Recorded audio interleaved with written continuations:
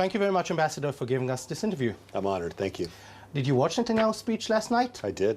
כמו רבים מאזרחי ישראל, גם שגריר ארצות הברית בישראל, תום ניידס, צפה אתמול בראש הממשלה נתניהו, משהה את חקיקת הרפורמה המשפטית. What did you think about it? Listen, as you know, the President of the United States has articulated, as the Secretary of State has, Secretary Blinken, and as I have, and all leaders have had, that we want to see the country come together with a consensus, a compromise, to slow things down, to bring people together, and that's what I think the Prime Minister is going to try to do, and that's something we welcome and we appreciate. How much pressure did you need to apply on Netanyahu to say these things? I think, listen, ultimately our relationship is friends. As you know, we spend an enormous amount of time every day talking to the Prime Minister's office. Every day they talk to our offices. The relationship is deep. It's a family. It's part of the connection that we have with each other. So I don't question the question. It's pressure, not pressure. It's conversations. Some in the opposition say that Netanyahu is maybe tricking them, wanting to take down the protests, wants to make things calm again, and then he will put it back on the table. Do you fear he might be tricking you? Again, I don't. I take the Prime Minister at his word.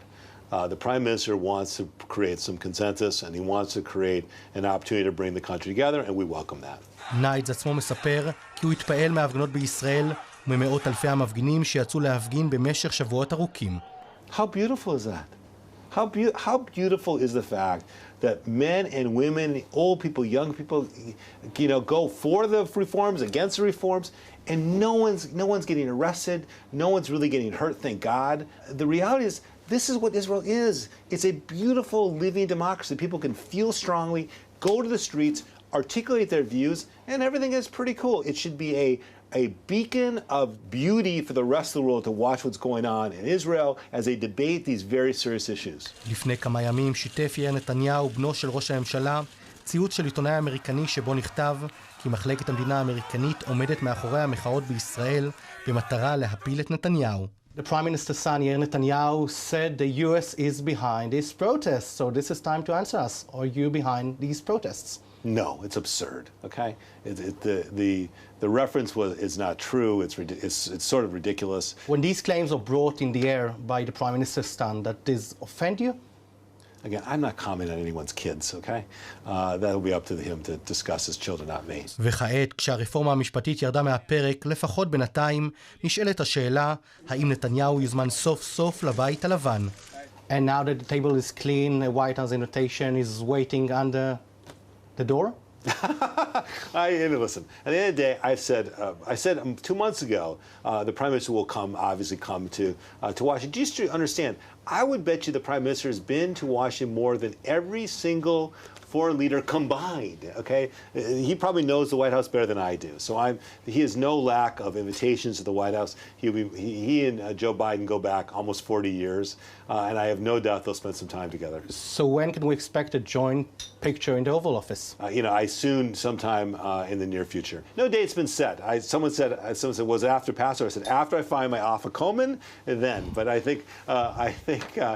think some point in the near future. בתחילת השבוע הודיע ראש הממשלה נתניהו על פיטוריו של שר הביטחון גלנט, שדחק בנתניהו לעצור את החקיקה בגלל החשש להחלשת הצבא. הבוקר פרסמנו כי בכירים מהממשל האמריקני העבירו מסר לגורמים ישראלים כי הם מודאגים מהפיטורים.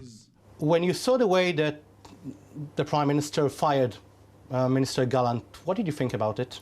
Again, I don't comment on the decisions of the Prime Minister to hire or fire people.